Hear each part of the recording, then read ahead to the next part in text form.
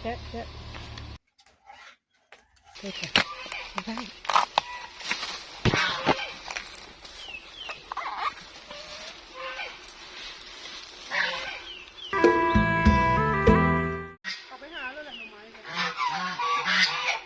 พายพี่ชายฟ้าสิเอางัวให้งัวบ่เนี่ยสุกบ่สุกแล้วไว้คนกินได้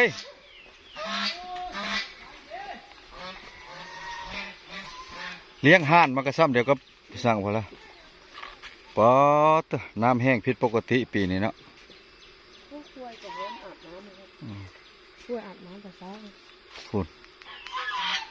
น้องนี่แห้งแล้วเทว่าหมดแล้วเข้าหานี่แล้วหน่อไม้นี่หาหน่อไม้เลี้ยงน้องนี่แล้วเมื่อกิน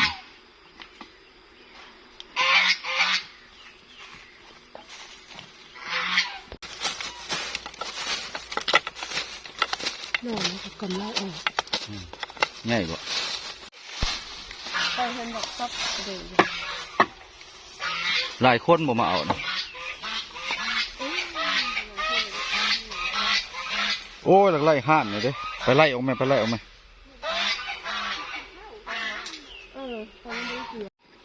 กับทักทายสบายดีพี่ๆน้องๆมื้อนี้ก็ออกมาหาหน่อไม้ฮ้อนหลายออกมาหาหน่อไม้อยู่สวนมื้อนี้ต้นขี้เหล็กก็หลายต้นขี้เหล็ก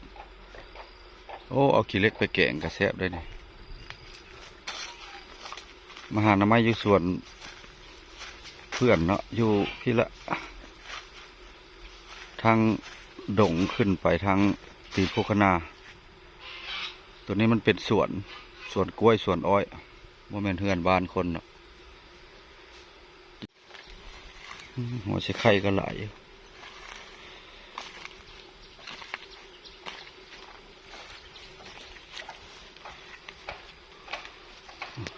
อันนี้คือขี้เหล็กป่า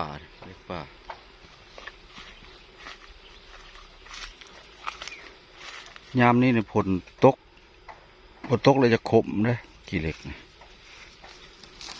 จะขมฝนตกเลยจะขม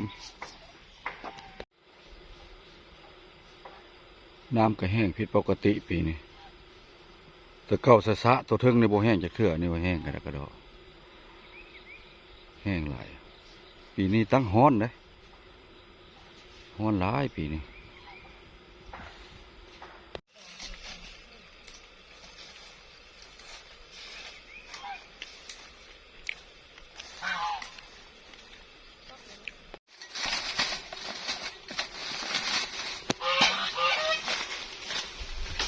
น่าเด็ดพอนี่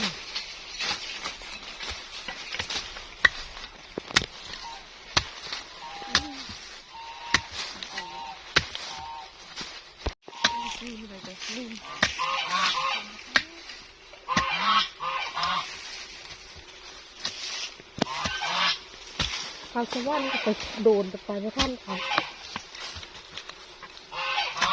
ดึงเอาเลยนะหน่อยเนี่ยเขาเนี่ย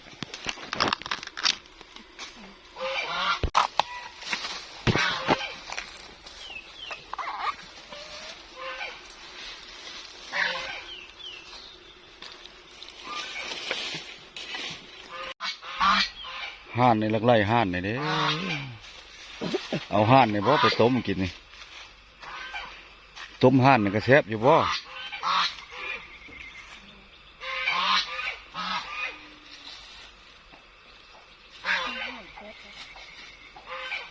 ยาแต่มันแข็งแล้วห่านยามนะ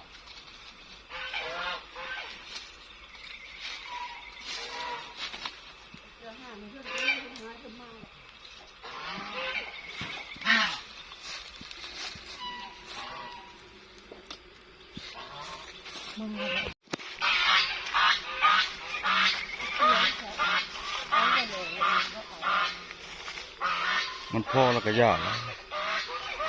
ไว้เขาหน่อยจะนะเขาสิ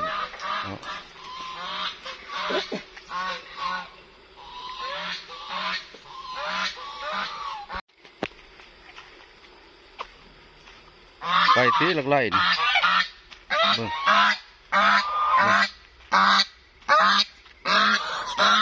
ไหม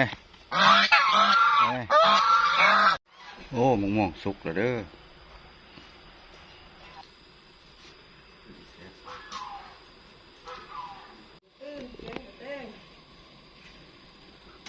มะม่วงยังนี่พันธุ์ยังนี่เจ้าวะ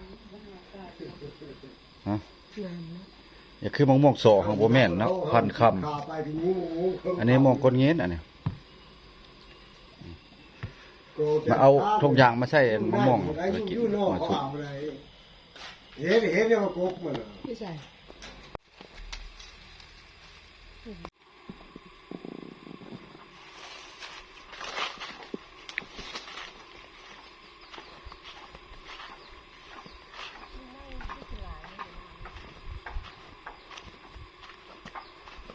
ได้มากระไรแล้วมันเข้าบ่ได้ก่อนทำให้โป้ง ไม่แม่นไม่ได้ ทำไมไรบ่ ต้องการไม่บ่งหวานไม่โดนเนาะ เขาปลูกได้พ่อบ่จะนั่ง มันเห็นเท่านี้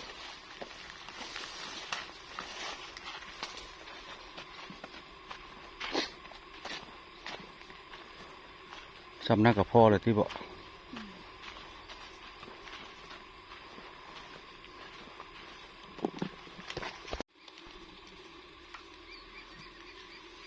เอาแกงง่ายดูแกงง่ายดูมาตรฐานไม้อยู่สวนอยากกินแกงหน่อไม้หลายวันแล้วเนี่ย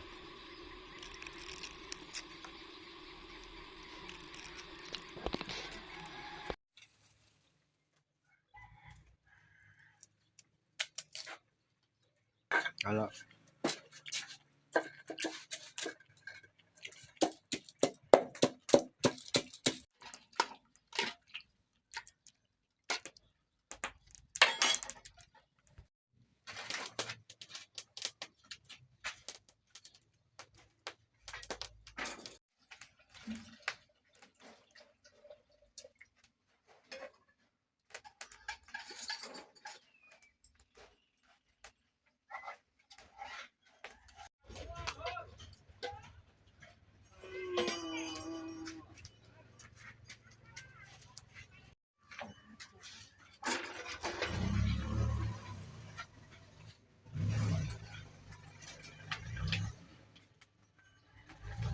เอาตั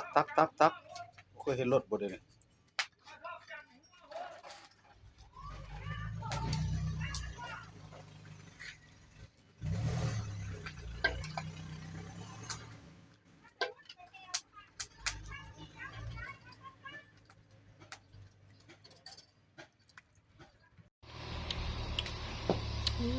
แซะพอมาแซะเดี๋ยวไม่โดน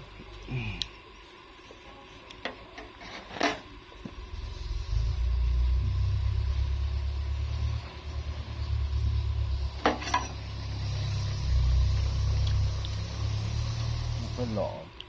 หวานอีกนะ กินยำหัวปี ไม่ขาวหวาน แกงหน่อไม้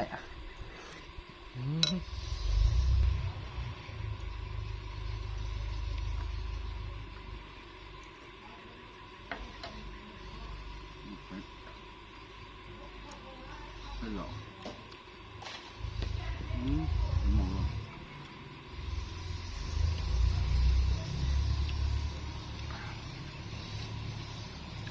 รักเนาะไม่เมา ในจุจี้ใส่ครับจุจี้กี่หล่อผมมีแล้วนะควายเล็กเขาให้ดูไทยมา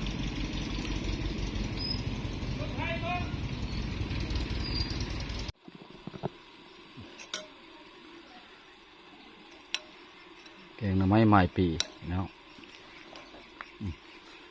ได้จุจี้ใส่แล้วครับ